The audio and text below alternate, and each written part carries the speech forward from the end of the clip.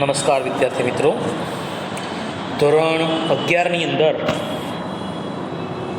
આજે આપણે 14મું ચેપ્ટર જે શરૂ કરવા જઈ રહ્યા છીએ, જે પરીક્ષાની અંદર કેન્સલ થયેલું છે, છતાં આપણે એના વિશેની થોડી માહિતી તો લઈ લઈએ છીએ. વાત એક શાપની પાઠ 14મો છે, જેનું સાહિત્ય પ્રકાર છે ટૂંકી વાર્તા. લેખક છે મહેશ યાજ્ઞિક. મહેશ યાજ્ઞિકનો જન્મ 21/12/1953. મહેશ વાસુદેવભાઈ યાજ્ઞિકનો જન્મ ધંધુકા જિલ્લા અમદાવાદમાં થયો હતો. તેઓએ વાણિજ્ય પ્રવાહમાં સ્નાતક સુધીનો અભ્યાસ કર્યો છે. LICમાં નોકરી, હવે સેવા નિવૃત્તિ.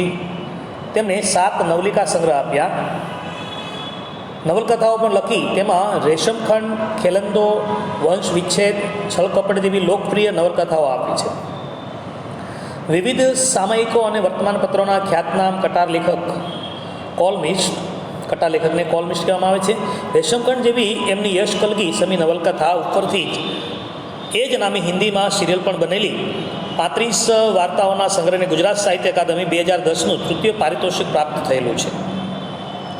હવે વાત એક શાપની વાર્તા મહેશ યાજ્ઞિકની અતિ લોકપ્રિય વાર્તામાંની એક છે. ખૂબ સારી રીતે અહીંયા સમજાવવામાં આવ્યું છે કે કર્મનો સિદ્ધાંત ભારતીય તત્વચિંતનમાં પ્રમુખ સ્થાને રહ્યો છે. આજે પણ આપણા લોકજીવનમાં કર્મના સિદ્ધાંતને યથાર્થતા વિશે ચર્ચા થતી આપણે સાંભળીએ છીએ. તારું ધનોતપનોત નીકળી જશે, તારી પાસે કોઈ રોવાળું નહીં રહે, એ શાપિત વચનો વાર્તાના અંતને કરુણ બનાવે છે. કર્મનો હિસાબ દરેકે ચૂકવવો પડે છે, એ વાત સમગ્ર વાર્તા દ્વારા સ્પષ્ટ થાય છે. તો અહીંયા કર્મનો સિદ્ધાંત જે છે, કર્મની યથાર્થતા છે, એ વિશેની વાત કરવામાં આવી છે. અહીંયા આ વાર્તાનો એક પાત્ર છે રમણીકલાલ. પોતે ફોરેસ્ટર ઓફિસર હતા. ફોરેસ્ટર એટલે જંગલ ખાતાની અંદર. ત્યારે એક જુલ્મી અધિકારી બની રહેલા હતા ને એક વખત તો એક ગરીબ માણસના મોતનું કારણ પણ તેઓ બનેલા ને એ સમયે એ ગરીબની મજૂરની પત્નીએ અહીંયા ફાટ રુદન કરતાં શ્રાપ આપેલો કે તારું ધનોતપનોત નીકળી જશે. એ શાપ જાણે કે યથાર્થ નીવડે છે. સૌ પ્રથમ પત્ની, ત્યારબાદ જુવાન જો દીકરો અને અંતે જમાઈને દીકરી ગુમાવી ચૂકેલ રમણીકલાલ ખરેખર હારી જાય છે. એમાં એમની જે વ્યથા છે, કરુણા છે, એના દર્શન થયા વિના રહેતા નથી. બરાબર. એમ જોવા જઈએ તો સાહિત્ય પ્રકાર ટૂંકી વાર્તા એટલે કે નવલિકા છે. બરાબર. નવલિકા પણ કહી શકાય ને ટૂંકી વાર્તા પણ કહી શકાય છે. તો અહીંયા જે વાર્તા જે છે, આખી નાની એવી વાર્તા છે. શરૂઆત થાય છે અમદાવાદથી. એ પોતાની દીકરી જ્યાં વેરાવળ છે ત્યાં જવા માટે નીકળે છે. રમણીકલાલ એનું પૂર્વ જીવન અને પછીનું જીવન, ઉત્તરાર્ધ જીવન, પહેલાંનું અને પછીનું જીવન જે છે એના વિશેની વાત કરવામાં આવી છે. વાર્તા છે એટલે તમે એકવાર વાંચો એટલે તમને સમજાઈ જાય છે. બરાબર. અહીંયા બીજા 2 ચરિત્રો છે, હેમંત પણ છે અને એમના એક મિત્ર છે. એ બંને સાથે સાથે વેરાવળથી સાથે લાગે છે. સમીર નામનું પણ એક પાત્ર આવે છે. બરાબર. સમીર, હેમંત આ બધા સાથે બેસીને વેરાવળ તરફ પ્રયાણ કરે છે. ધીમે ધીમે ગાડીમાં બેઠા છે. સાથે સાથે અહીંયા રમણીકલાલનો પણ પરિચય આપેલો છે. એનું વ્યક્તિત્વ ચિત્ર આપેલું છે કે 58 થી 60 વર્ષની ઉંમર છે, ચોરસ ચહેરો છે, સૂર્યના તડકાથી ઘઉંવર્ણી બનેલી ત્વચા, થોભિયાના વાળ સફેદ, બાકી ભરાવદાર. થોભિયા એટલે જેને આપણે ટીજી કાન પાસે જે હોય છે, ટીસી જેને કહીએ છીએ, એ ઊંચાઈ 6 ફૂટ જેટલી તો હશે જ. આછા બદામી રંગનું સફારી એમને પહેરેલું છે. એમનું નિરીક્ષણ કરતી વખતે જો હેમંત નામનું જે ચરિત્ર છે તો એમની પર જુએ છે, તેનું વ્યક્તિત્વ કદાવર અને રૂઆબદાર હતું. આવી બધી વાતો જે એની અંદર છે. ત્યાર પછી સમીર અને હેમંત છે એ રમણીકલાલની સાથે વાતે વળગે છે. સૌ પ્રથમ આપણે વાતિક શાપની જે છે એની અંદર રમણીકલાલ જે છે એમની વાત મહેશ યાજ્ઞિકે આપણે બહુ સારી રીતે કરેલી છે. એમનું જીવન કેવું હતું તો કે રમણીકલાલને 24 વર્ષની ઉંમરે ફોરેસ્ટર ઓફિસરની નોકરી મળેલી હતી. તેઓ યુવાનીમાં હોતો અને સત્તાના નશામાં ચકચૂર હતા. તેમને એક દીકરો અને એક દીકરી સંતાનમાં હતા. સુખી લગ્ન જીવન હતું. વઘઈના જંગલ ખાતામાં તેમનું પોસ્ટિંગ થયેલું. વઘઈ એટલે કે ડાંગ, આહવા આદિવાસી વિસ્તારની અંદર ત્યાં એમનું પોસ્ટિંગ થયેલું, ત્યાં એ નોકરીએ લાગેલા. સરકારી બંગલો મળેલો, નોકર ચાકરાને સાગના 2 નંબરના માલની મબલક કમાણીના કરતા હતા. અને વટથી રાઉન્ડમાં નીકળે ત્યારે વટથી પોતાને જંગલનો રાજા હોય ને એમ સમજતા હતા. કોણ? તો કે રમણીકલાલ. રમણીકલાલનો દીકરો 3 વર્ષનો થયો ને તેની બર્થડેના દિવસે જ એક કરુણ ઘટના બને છે. જન્મદિવસના દિવસે જ ઘટના બને છે. તેઓ જંગલમાં રાઉન્ડ મારવા નીકળ્યા ને 2 મજૂરને માથે લાકડાનો ભારો જોયો. બૂમ મારી પણ તેઓ ન ઊભા રહ્યા એટલે ચાબુક મારીને તેમને રોક્યા. પણ ચાબુક એટલી જોરથી વાગી કે પેલો માણસ એવી રીતે પડ્યો કે તેની ખોપરી ફાટી ગઈ હતી, માથું ફાટી ગયું અને એ માણસ ત્યાં મૃત્યુ પામે છે.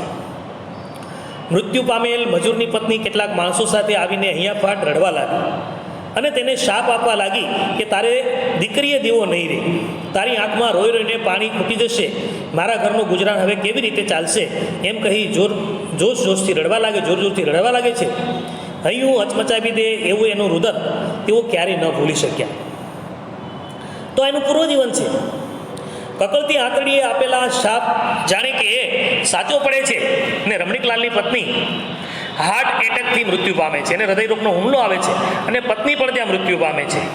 એકનો એક દીકરો આંતરડાના કેન્સરથી મૃત્યુ પામે છે અને તેમની એકની એક દીકરીને પરણાવતા 4 મહિનામાં તો જુવાનો જો જમાઈ પણ મૃત્યુ પામે છે. ને તેના વીમાની રકમ મેળવવા સાસરિયાવાળાએ તેમની દીકરીને પણ સળગાવી દીધી છે. તો આ જે વાર્તા છે એ એમના રમણીકલાલનું જે કેરેક્ટર છે, ચરિત્ર છે, એના વિશે આપણે બતાવ્યું છે. એનું પૂર્વનું જીવન કેવું હતું. આમ રમણીકલાલના જીવનમાં સૌપ્રથમ તો સુખ જ હતું, પરંતુ પાછલી અવસ્થાએ જાણે કે ગરીબ મજૂરણ બાઈનો શાપ લાગ્યો હોય તેમ ખરેખર તેમનું ધનોત્પનોત નીકળી જાય છે. ધનોત્પનોત નીકળી જાય એટલે બેહાલ થઈ જવું. દીકરીએ દીવો નહીં રહી આવું એમને કીધું એટલે કે તારા વંશ વેલાનો નાશ થશે. આવા બધા જે વાત છે એ અહીંયા આપણી સામે વાર્તાના જે લેખક છે, નવલિકાના લેખક છે મહેશ યાજ્ઞિક, એ રમણીકલાલના જીવન વિશે આપણે બતાવે છે. વાર્તાના અંતને વધારે કરુણીય બનાવે છે. ત્યાર પછી એક વાક્ય કદાચ એવું કે કર્મનો સિદ્ધાંત જે છે એ દરેકે ચૂકવવો પડે છે. હવે કર્મનો સિદ્ધાંત આપણા ભારતીય તત્વચિંતનમાં શાસ્ત્રોની અંદર પ્રમુખ સ્થાને રહ્યું છે. એવું કહેવાય છે કે માણસ જેવું કર્મ કરે તેવું તેને ફળ ભોગવવું જ પડે છે. સુકર્મનું સારું ફળ મળે છે અને કુકર્મનું ખરાબ ફળ મળે છે. એ સિદ્ધાંત અહીંયા છે. તે આપણે જોઈએ પણ છીએ ને સાંભળીએ પણ છીએ. રમણીકલાલ ફોરેસ્ટ ઓફિસર હતા ત્યારે સત્તાના નશામાં કેટલાય લોકો પર અત્યાચાર ગુજારતા હતા. તેઓ સાગના લાકડાનો 2 નંબરી માલ વેચી પણ દેતા અને બીજી બાજુ નીચે પડેલા લાકડાને કોઈ મજૂર પોતાનો ચૂલો સળગાવવા લઈ જાય એટલે કે એ વેચીને પોતાનું ઘર ચલાવે લઈ જાય તો તેને આકરી સજા કરતા હતા. અરે એક સમય તો એવો આવે છે, એક લાકડાના ભારા માટે થઈને રમણીકલાલ એક મજૂરના જીવનનો ભોગ પણ લઈને મૃત્યુ પણ એવું મારે છે જે આપણે આગળ જોઈ ગયા કે એક ચાબુક એવી વાગે છે કે માણસ પડે છે અને એનું માથું પથ્થર સાથે અફળાય અને ફાટી જાય છે. પરંતુ મજૂર પત્નીના શાપથી તેઓ બચી શકતા નથી. અહીંયા કરેલું તેમને અહીં જ ભોગવવું પડે છે. એમણે એક મજૂરને ચાબુક મારી, ચાબુક વાગવાથી મજૂર પડી જાય છે, ખોપરી ફાટી જાય છે, ત્યાં મૃત્યુ પામે છે અને પાછળ એમની જે પત્ની છે, મજૂરની પત્ની જે મજૂરણ છે, એ પોતાના બાળકો સાથે આવી અને એમને શાપ આપે છે. એટલે કે અહીંયા રમણીકલાલે જે કંઈ કર્મ કર્યું છે એને અહીંયા ભોગવવાનું છે એવું કહેવા માંગે છે. યુવાની, પૈસા અને સત્તાના નશામાં એ સમયે તો તેમને કાંઈ ખ્યાલ આવતો નથી, પણ પાછલી અવસ્થાએ પહોંચે છે ત્યારે તેમના કર્મનું ફળ તેમને ભોગવવું જ પડે છે. સૌપ્રથમ પત્ની હાર્ટ એટેકથી મૃત્યુ પામે છે, ત્યારબાદ દીકરો એન્જિનિયર થયેલો અમેરિકામાં હોય છે ને ત્યાં એને આંતરડાનું કેન્સર થતાં રમણીકલાલ તેમની બધી જ કમાણી ખર્ચી નાખે છે, છતાં એ બચતો નથી અને અંતે દીકરીને સારે ઘરે પરણાવે છે. પણ જમાઈ 4 માસમાં જ મૃત્યુ પામે છે અને સાસરીવાળા વહુને વીમાના પૈસા મેળવવા માટે સળગાવી મૂકે છે. આમ રમણીકલાલના જીવનમાં બનેલા પ્રસંગો પરથી આપણે કહી શકીએ કે દરેક માણસ સારું કે ખોટું જે કાર્ય કરે છે તેનો હિસાબ તેણે આ ધરતી પર જ આપવો પડે છે. એ જ કર્મની યથાર્થતા છે, એ કર્મનો સિદ્ધાંત છે.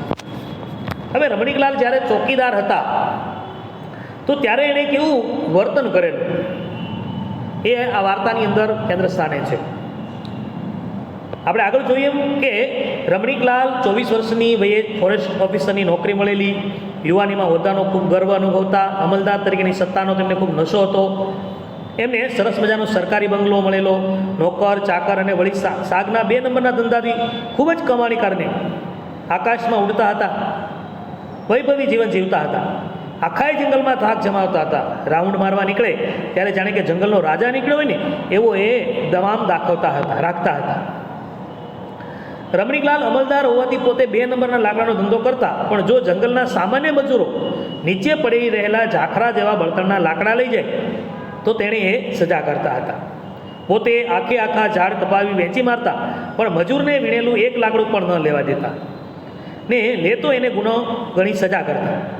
એક સમય તો એવો આવે છે કે દાખલા વીણીને લઈ જતા મજૂરને તેઓ એવું જોરથી ચાબુક ફટકારે છે કે ત્યાં જ મૃત્યુ પામે છે.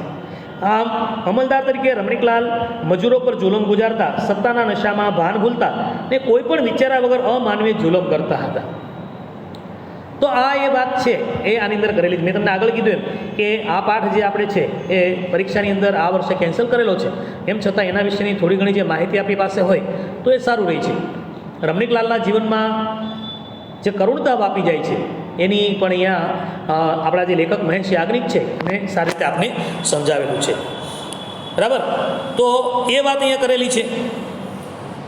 ખાસ કરીને પાઠનો જે સાહિત્ય પ્રકાર છે નવલિકા કે ટૂંકી વાર્તા, બરાબર, એ આપણે નોંધ કરીશું.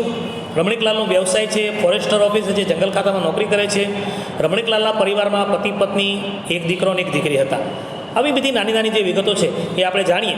વાર્તા છે આપણે વાંચો એટલે તરત આપણે યાદ રહી જવાની છે, બરાબર ને. વાર્તાને લગભગ સમજવાની જરૂર રહેતી નથી. એમ છતાં આપણા અભ્યાસના એક ભાગ તરીકે આપણે એની માહિતી આપણી પાસે હોય તો એ સારું રહે છે, બરાબર છે.